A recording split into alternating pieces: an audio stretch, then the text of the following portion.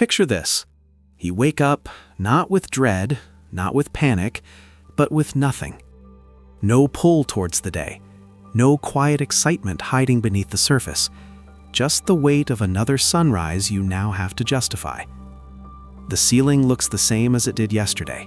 The alarm is just noise. The coffee tastes like routine. You move through the motions. Commute, conversations, obligations, but inside it feels like walking through water. Heavy, slow, pointless. You smile when it's expected. You nod at the right moments. You laugh at jokes you didn't really hear. From the outside, everything works. From the inside, the volume has been turned down so low that even joy arrives muted. If you've ever felt this, you're not alone. And more importantly, you're not broken. What you're carrying has a name: existential fatigue. It isn't the dramatic collapse of burnout. It isn't the sharp pain of clinical depression. It's quieter than that. More corrosive. It's the kind of exhaustion that settles in when existence itself begins to feel like an endless, unasked-for chore. Not wanting to disappear, just waking up every day and quietly asking, why did I show up again? We live in a world engineered to keep us moving. Notifications fire like gunshots.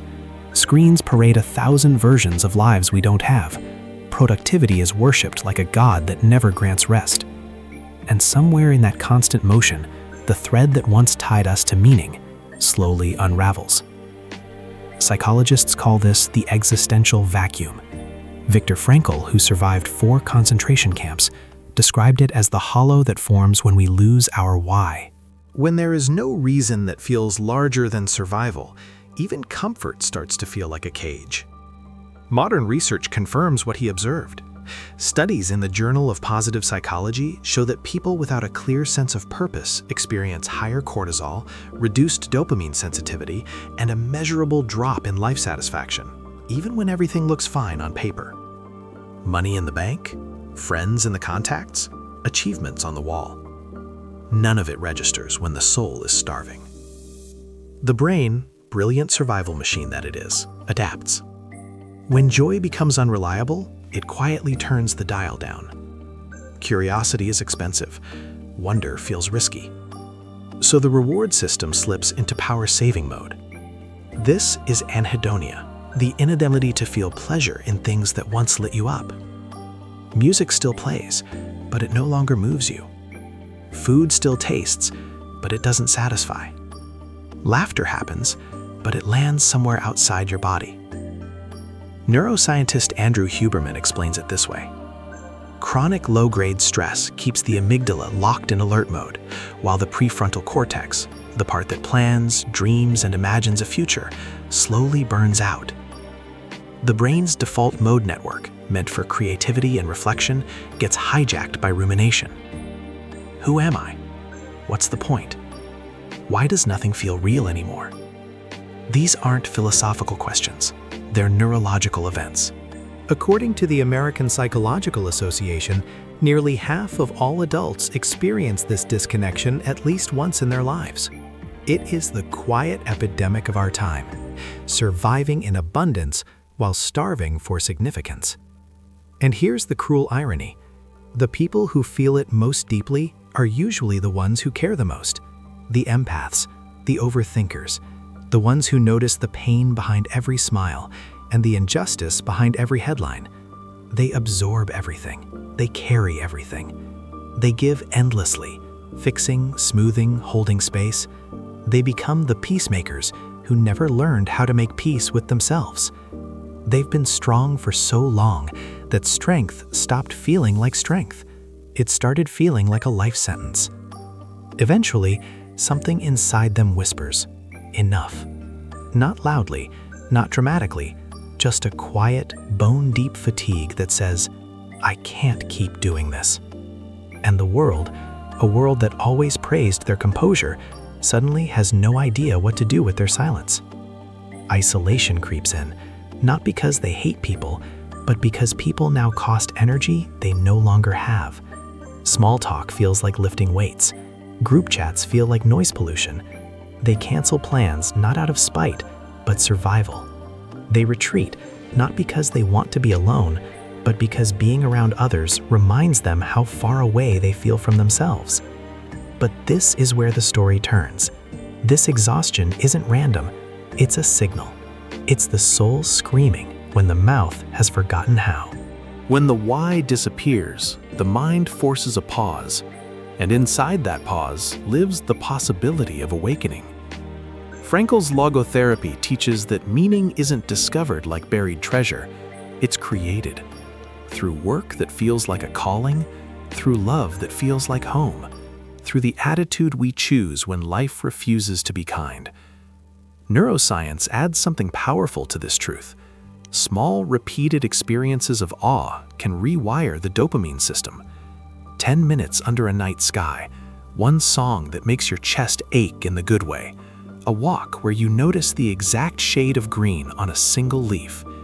These aren't luxuries, they're neurological medicine. Start there, not with a life overhaul, with one honest question each morning. What would make today feel even 1% less heavy? Then do that thing. Even if it's drinking water from a real glass, even if it's texting one person, "I miss you," without explanation, even if it's sitting on the floor for 5 minutes and crying about nothing and everything. These aren't distractions. They're deposits into an account that's been overdrawn for years. Under chronic fatigue, the amygdala screams danger at everything. The prefrontal cortex can barely plan dinner, but consistent mindfulness, 10 conscious breaths, 1 page of unfiltered journaling, slowly repairs the circuitry. It tells the brain, we are safe enough to feel again. Shed the noise. Unfollow what makes you feel small. Say no to what leaves you hollow. Seek therapy not to fix yourself, but to finally meet yourself. Existential therapists don't offer easy answers. They ask dangerous questions. Is this job a paycheck or a prison? Are these relationships reciprocal or rescue missions? Fatigue is ruthless with illusions. It strips away the stories you used to survive. And in that nakedness, something terrifying and beautiful appears. Clarity. Not the promotion, not the perfect body, not the curated life, but the quiet miracles you stopped noticing. The smell of rain on warm pavement, the way a certain song understands you better than people do, the weight of a hug that lasts 3 seconds longer than usual. These moments remind the brain, I am still here.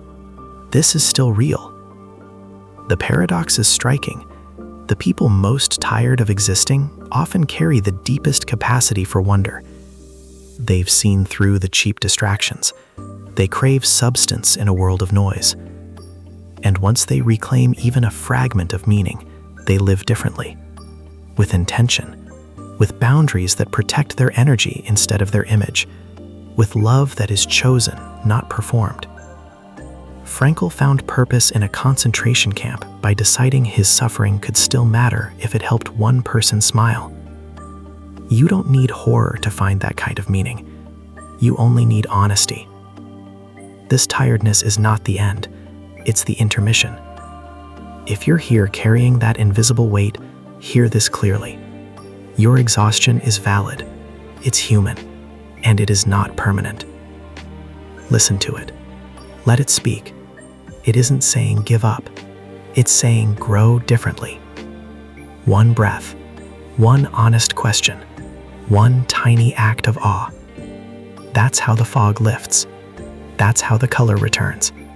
That's how a life you were tired of existing in becomes a life you're grateful to be alive for. You are not behind. You are exactly where you need to be. The sunrise is still there.